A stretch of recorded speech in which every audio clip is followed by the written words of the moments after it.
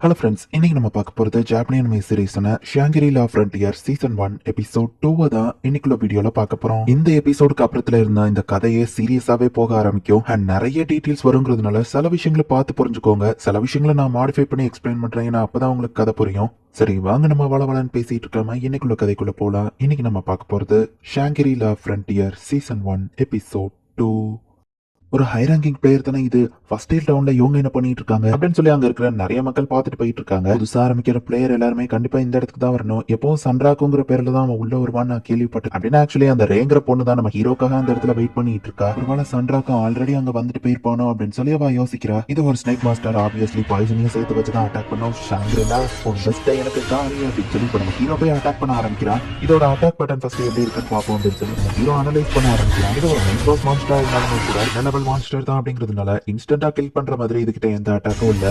இது ஈஸியா தோக்க முடியும் அப்படின்னு சொல்லி நம்ம ஹீரோ அட்டாக் பண்ண ஸ்வாட் உடஞ்சிருக்கு. இதோட ஸ்கேல்ஸ்ல ரொம்ப ஸ்ட்ராங்கா இருக்கா. சரி, இது நான் எதிர்பார்த்ததுதான். அதுக்கு அந்த வார்பல் பிளேட நம்ம ஹீரோ எடுக்கிறோம். அதை அட்டாக் பண்ணும்போது நம்ம ஹீரோ பத்தி அதோட வீக் ஸ்பாட் கண்டிப்பா அதோட தானதான் அப்படின்னு அட்டாக் பண்ண போனா வால்ல இருந்து நம்ம ஹீரோ மேல பாய்சனை துப்பிட்டு ஒவ்வொரு 10 செகண்டுக்கும் நம்ம ஹீரோவோட ஒவ்வொரு ஹெச்பி கம்மியாயிட்டே வரும்னு போட்டிருக்கு. என்கிட்ட இப்ப இருக்கிற ஹெச்பியை வச்சு பார்க்கும்போது என்னால இன்னும் 4 நிமிஷத்துக்கு ஃபைட் பண்ண முடியும். அதுக்குள்ள நான் இதை தோக்கடிச்சாகணும். இந்த மாதிரி மான்ஸ்டர் ஒன்னு வீக் ஸ்பாட்ல ஹிட் பண்ணணும், இல்ல தலையில ஹிட் பண்ணணும். கேம்குள்ள இருக்கிற மான்ஸ்டர் எல்லாமே குறிப்பிட்ட அட்டாக் பேட்டர்ன்ல தான் ப்ரோக்ராம் பண்ணப்பட்டிருக்கும். அதோட வீக் ஸ்பாட்ல நான் கரெக்டா அடிச்சிட்டோம்னாலே போதும். அப்படின்னு நம்ம ஹீரோ அதோட தலையில அடிச்சா பெருசா அதுக்கு எதுவும் ஆகல. அப்போ நானே ஒரு வீக் ஸ்பாட்டை கிரியேட் பண்ண வேண்டியதான் அப்படின்னு சொல்லி அதோட உடம்புல நம்ம ஹீரோ ரூபியர்ஸ் அப்படிங்கிற ஸ்கில்லை யூஸ் பண்ணி கண்டினியூஸா இப்போ அட்டாக் பண்ணிக்கிட்டே இருக்கா. அதுக்கும் டேமேஜ் ஆகிக்கிட்டே தான் இருக்கு. இந்த மான்ஸ்டருக்கு எவ்வளவுதான் ஹெச்பி இருக்கு, நான் எவ்வளவு அட்டாக் பண்ணாலும் சாவ மாட்டேங்குதே. நம்ம ஹீரோ பார்த்தா வாழ வச்சு அடிச்சு நம்ம ஹீரோவை தள்ளி விட்டுருது. நம்ம ஹீரோ அட்டாக் பண்ண எல்லாம் இன்ஸ்டன்டா அதுக்கு ஹீலிங் ஆயிருது. கேமவே விளையாண்டு நான் அதை குறைச்சி இட போட்டுட்டேன். கேட்கவே எங்கேயோட முடிஞ்சுதா இல்ல நான் பயந்து ஓடுறதா, அதுக்கு வாய்ப்பே இல்லை. அப்படின்னு நம்ம ஹீரோ அதோட தலைமுடியை பிடிச்சி அப்படியே அதோட கண்ணுக்குள்ளேயே வந்து கத்திய சொல்கிறான். இன்னொரு பக்கம் அப்படியே அதோட தலையை துண்டா பிடிச்சி இழுக்கவும் ஒரு வழியா நம்ம ஹீரோ அந்த மான்ஸ்டர் வின் பண்றான் அண்ட் லெவலப்பும் ஆகிறான். எஸ், நான் ஜெயிச்சிட்டேன் அப்படின்னு சொல்லி நம்ம ஹீரோ பார்த்தா அந்த மான்ஸ்டரோட டிராப் ஐட்டம் என்ன அப்படிங்கறத போய் பார்க்கலாம். பைத்தான் ஸ்கேல் பைத்தான் ஒயிட் ஹேர்னு இருக்கு. ஆன்டிடோட் எதுவும் டிராப் ஐட்டமா வரல. பாய்சனால என் ஹெச்பி இன்னும் கம்மியாகிட்டே இருக்கு, நான் செத்துருவேன். அதுக்கு முன்னாடி நான் ஒரு சேவ் பாயிண்ட்டுக்கு போய் ஆகணும் அப்படின்னு சொல்லி நம்ம ஹீரோ ஃபாஸ்டா அந்த செகண்ட் டவுனுக்கு ஓட ஆரம்பிக்கிறான். நீ ஒரு டாக் டைப் மான்ஸ்டர் டைம் பண்ணணும்னு நினைக்கிறேன் அப்படின்னு ஒரு பையன் கேட்குமா. ஆமா, நீ எனக்கு ஹெல்ப் பண்ணுவியா அப்படின்னு மியாங்கிற பொண்ணு கேட்கறா. என் ஆளை கன்வின்ஸ் பண்ணி கடைசியில அவ கூட சேர்ந்து எனக்கு பிடிச்ச கேம் விளையாண்டுட்டு இருக்கேன் அப்படின்னு அந்த பையன் ஹாப்பி ஆகுறான். அம்மாவோட என்னாச்சுன்னு கேட்கவும்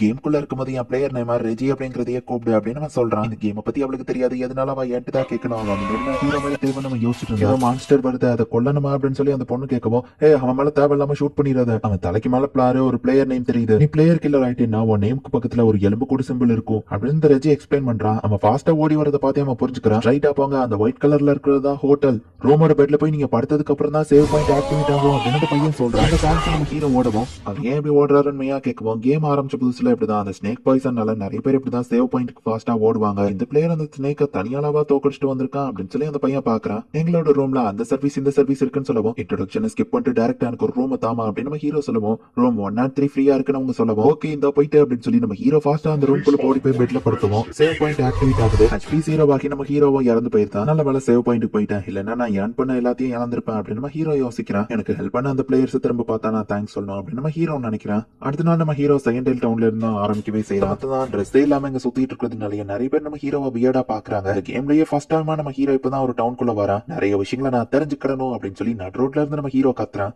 யார் இவன் பறவை மாஸ்க போட்டுட்டு துணியே இல்லாம சுத்திட்டு இருக்கான் அப்படின்னு சொல்லி எல்லாரும் பார்க்கவும் எனக்கு ஆர்மர்லாம் தேவையில்ல, பட் எல்லாரும் என்ன பார்க்க கூடாதுன்னா அதுக்கு நான் இதை தான் பண்ணணும். நம்ம ஹீரோவும் ஒரு ட்ரெஸ் வாங்கி போட்டுக்கிறேன். இந்த காப்ளின் ஆக்ஸ் எல்லாம் எதுக்குமே பிரயோஜனம் இல்ல அப்படின்னு சொல்லி கடைக்கார் சொல்றாரு. என் வார்பல் டேக்ர வர இந்த கடையில இருக்கிற எல்லாமே ரொம்பவே கம்மியான ஸ்டேட்டஸ்ல தான் இருக்கு அப்படின்னு நம்ம ஹீரோ கேட்கவும் நீ எதிர்பார்க்கிற மாதிரி ஹை டியூரபிலிட்டில வேணும்னா நானே தான் டைரக்டா செஞ்சு தரணும். தேர்ட் டவுனுக்கு போற வழியில ஓர் இருக்கு, அதை மட்டும் கலெக்ட் பண்ணிட்டு வா, நானே உனக்கு வெப்பன் செஞ்சு தரேன் அடக்கார் சொல்லிருப்பாரு. இவ்வளவு நேரம் நான் வெட்டினாலும் வெறும் கல்லு மட்டும் தான் கிடைச்சிட்டு இருக்கு. மினிமம் 5 பீஸ் ஓர் இருந்தாரா ஒரு வெப்பனை செய்ய முடியும்னு அவர் சொன்னாரு. அந்த ஜகதிக்குள்ள நடக்க வர முடியலையே அப்படின்னு சொல்லி நம்ம ஹீரோ வந்து கடுப்புல இருக்கான். அப்போ ஒரு தவளை வந்து அங்க நிக்கவும் என்ன டிஸ்டர்ப் பண்ணாம ஒழுங்கா பயிரு அப்படின்னு நம்ம ஹீரோ சொல்றான். ஜகதியை தூக்கி நம்ம ஹீரோ மேல தெரிஞ்சுக்கிட்டு இருக்கவும் நம்ம ஹீரோ டென்ஷன் ஆகி அவன் கையில இருக்கிற வெப்பனை வச்சு அந்த தவளையை டைரக்டா அட்டாக் பண்றான். அந்த வெப்பன் பவுன்ஸ் ஆகிருது, அந்த தவளையுமே ரோலிங் ஆயிருது. ராக் ஸ்கின்ல செஞ்ச ட்ரெஸ் தான் நம்ம ஹீரோவோ போட்டிருக்கான். பவுன்சிங் தான் அதோட ஸ்பெஷாலிட்டியே. அவன் பொழைச்சு போதும் விடலாம்னு பார்த்தா நீ ஓவரா பண்ற உன்னை விட மாட்டேன் நம்ம ஹீரோ நடந்து போறான். அந்த சகதிக்குள்ள நடந்தா பிளேயர் மூவ்மெண்ட் ரொம்பவே கம்மியா இருக்கும். அந்த தவளை கிட்ட நெருங்கிறதுக்கே நம்ம ஹீரோக்கு ரொம்ப நேரம் ஆகுது. அந்த ஃப்ராக் கொள்ளவும் நம்ம ஹீரோக்கு ஃப்ராக் ஸ்கின் கிடைக்குது. இப்போ சில புது பிளேயர்ஸ் எல்லாருமே தேர்ட் டவுனுக்கு போய்கிட்டு இருக்காங்க.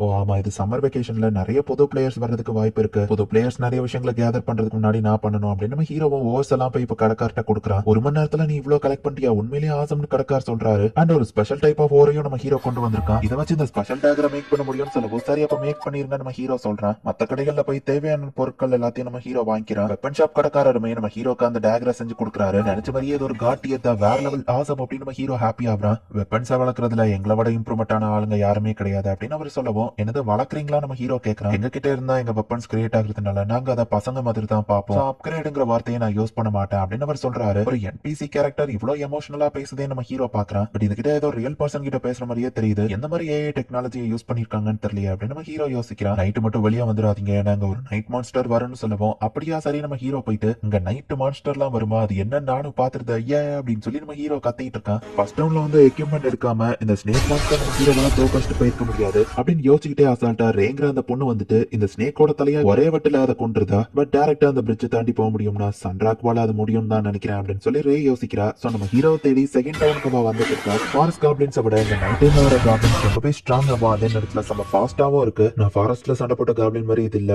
நான் சண்டை போட இந்த காப்ளினோட மூவ்மெண்ட் இம்ப்ரூவ் ஆகிட்டே போகுது. அண்ட் இதோட அட்டாக் பட்டனும் சிம்பிள் மூவ்மெண்ட்ஸா இல்ல அப்படின்னு சொல்லி நம்ம ஹீரோ வந்து ஒரு காப்ளின் கூட ஃபைட் பண்றதுக்கே ரொம்ப கஷ்டப்பட்டு இருக்கான். அண்ட் இந்த காப்ளின் கிட்ட எரிச்சல் பிடிச்ச மாதிரி இன்னொரு ஸ்கில் இருக்கு அப்படின்னு ஹீரோ பாக்குறான். பார்த்தா இன்னும் நிறைய காப்ளின்ஸ் கூப்பிடுறது ஒன்னு கூட சண்டை போடுறதே ரொம்ப கஷ்டமா இருந்தது. பட் இதெல்லாம் பார்த்து இந்த சன்ராக்கு ஓடி போறமா இல்ல அப்படின்னு சொல்லி நம்ம ஹீரோ ரொம்ப எக்ஸைட் ஆகுறான். எல்லா காப்ளின்ஸும் ஒன்னு நம்ம ஹீரோவை அட்டாக் பண்ண வருது. பட் நம்ம ஹீரோவை அட்டாக் பண்றதுக்கு முன்னாடியே திடீர்னு ஒரு பிரஷர் ஏற்பட்டு எல்லா காப்ளின்ஸுமே இறந்து போயிருது. நம்ம ஹீரோவும் பறந்து போய் விழுறான். ஷாங்கிரிலா ஃப்ரண்டியரோட எல்லாமே எனக்கு தெரியும்னு நினைச்சேன். பட் இதை பார்த்த அப்புறமா தான் அதோட 10% கூட நான் பார்க்கலன்னு தெரிஞ்சது அப்படின்னு நம்ம ஹீரோ பார்த்தா ரொம்பவே பெரிய சைஸ்ல யூனிக் மான்ஸ்டர் லைக் காந்தி நைட் ஸ்லேயர்னு ஒரு மான்ஸ்டர் நம்ம ஹீரோ முன்னாடி வந்து நிக்குது. இப்ப அப்படியே இந்த எஸ்எல்எஃப் கம்பெனியோட சர்வரை நமக்கு காமிக்கிறாங்க. அந்த கேமை கண்ட்ரோல் பண்ணிட்டு இருக்கிறவங்களோட சிஸ்டம் நமக்கு காமிக்கிறாங்க. அந்த கேம்குள்ள இருக்கிற வேர்ல்டுல யூனிக் மான்ஸ்டர் ஒன்னு கூட இன்னும் யாருமே கொல்லல அப்படின்னு சொல்லி போட்டிருக்கு.